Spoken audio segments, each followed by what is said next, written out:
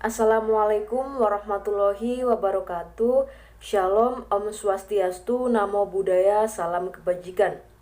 Perkenalkan, nama saya Fatin Atikah, NIM saya 81141193001 dari Rombel 6.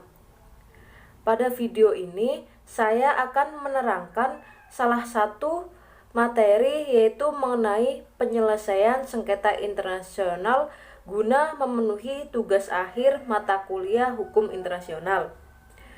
Ya, langsung saja kita memasuki ke materinya. Bahwa sengketa internasional merupakan salah satu sisi dari adanya hubungan internasional, didasarkan atas suatu pemikiran bahwa hubungan-hubungan internasional yang terjadi di antara negara dengan negara, lalu negara dengan organisasi internasional, dan negara dengan individu seringkali menimbulkan suatu sengketa hubungan internasional. Dalam kehidupan manusia, hubungan internasional meliputi beberapa aspek kehidupan seperti aspek sosial, aspek ekonomi, bahkan yang paling sering dialami yaitu aspek politik. Sengketa internasional sering disamadengankan dengan sengketa antar negara. Tapi pandangan ini merupakan pandangan yang klasik bahwa negara dianggap sebagai satu-satunya subjek hukum internasional. Padahal dalam kenyataannya subjek hukum internasional bukan hanya negara saja, tetapi ada organisasi internasional dan individu. Dengan demikian, apa sih sengketa internasional itu?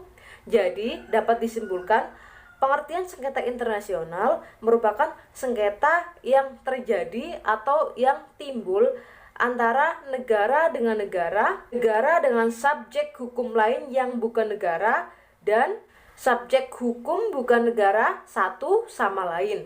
Yang selanjutnya yaitu prinsip umum dalam menyelesaikan sengketa internasional.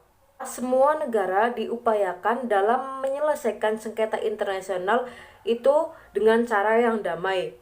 Agar apa?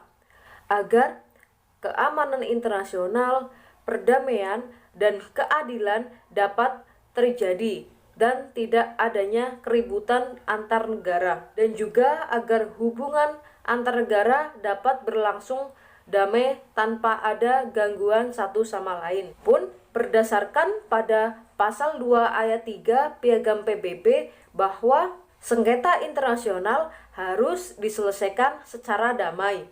Penyelesaian sengketa secara damai dalam pasal 33 Piagam PBB dapat dibagi menjadi dua. Yang pertama yaitu penyelesaian sengketa di luar pengadilan, dan yang kedua penyelesaian sengketa melalui pengadilan yang terdiri dari lembaga arbitrase dan lembaga pengadilan yudisial internasional. Selanjutnya yaitu adanya prinsip dalam hukum internasional, bahwa hukum internasional memiliki prinsip yaitu yang pertama itikat baik dalam hubungan internasional. Lalu yang kedua yaitu prinsip keadilan, yang ketiga yaitu kemerdekaan, kedaulatan, dan integritas. Yang keempat yaitu persamaan kedaulatan negara. Yang kelima yaitu persamaan hak dan menentukan nasib sendiri. Yang keenam yaitu non-intervensi politik suatu negara.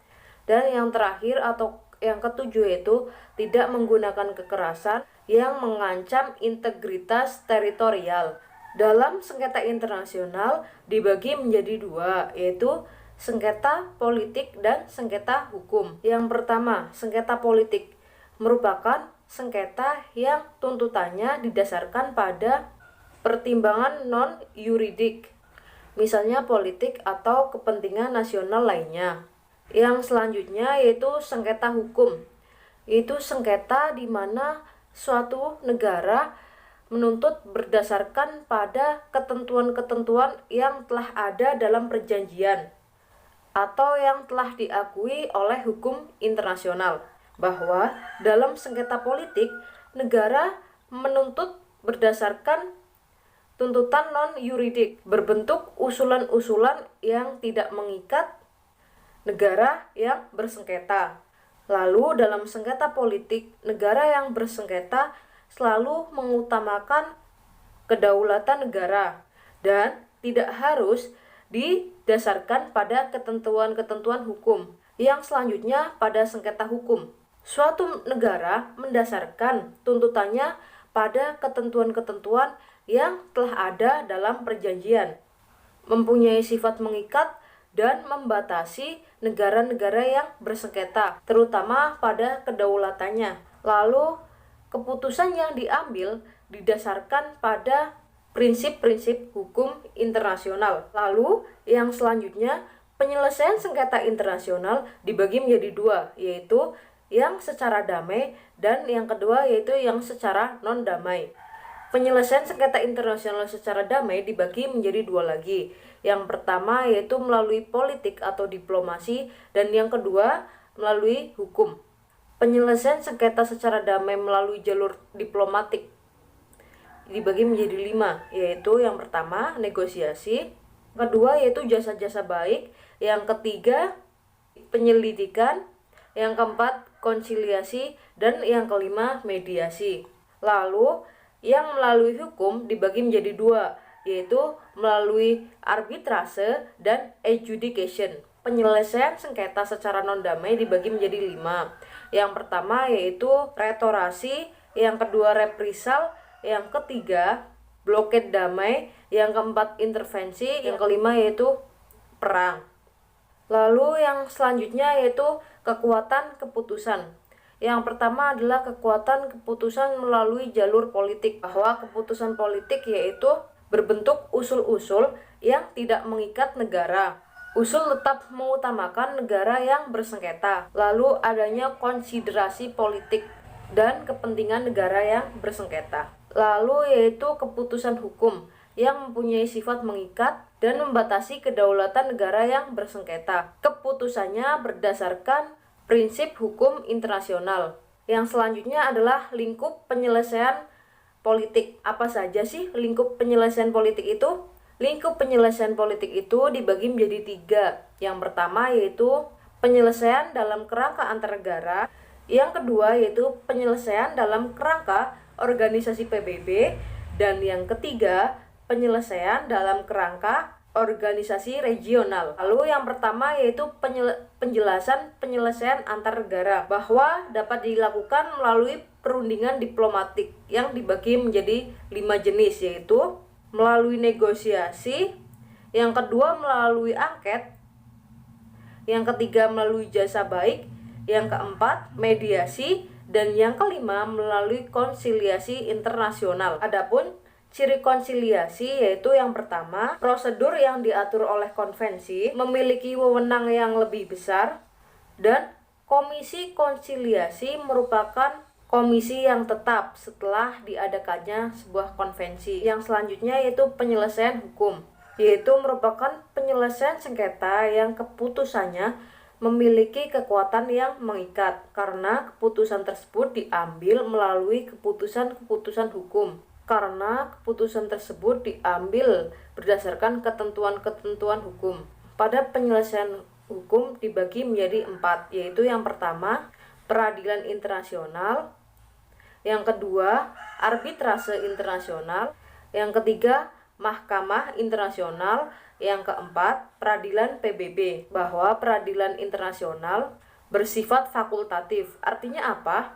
Jika suatu negara ingin mengajukan suatu perkara ke peradilan internasional, maka persetujuan semua negara yang bersengketa merupakan suatu keharusan. 2 yaitu arbitrase internasional, merupakan sebuah cara penyelesaian sengketa internasional yang dirumuskan oleh arbitrator yang dipilih oleh pihak-pihak yang bersengketa, dan pihak-pihak yang bersengketa harus menyelesaikan keputusan dengan baik. Yang ketiga yaitu mahkamah internasional, merupakan mahkamah yang merupakan bagian integral dari PBB atau Perserikatan Bangsa-Bangsa, mempunyai sifat tetap.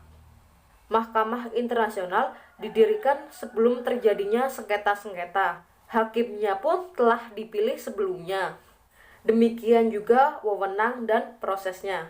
Yang terakhir yaitu peradilan PBB, terdiri atas Mahkamah Pidana Internasional. Yang kedua yaitu Mahkamah Kriminal Internasional untuk bekas Yugoslavia. Yang terakhir atau yang ketiga yaitu Mahkamah Kriminal untuk Rwanda. Nah, demikian penjelasan materi penyelesaian sengketa internasional dari saya. Jika ada kesalahan, saya mohon maaf yang sebesar-besarnya. Wassalamualaikum warahmatullahi wabarakatuh.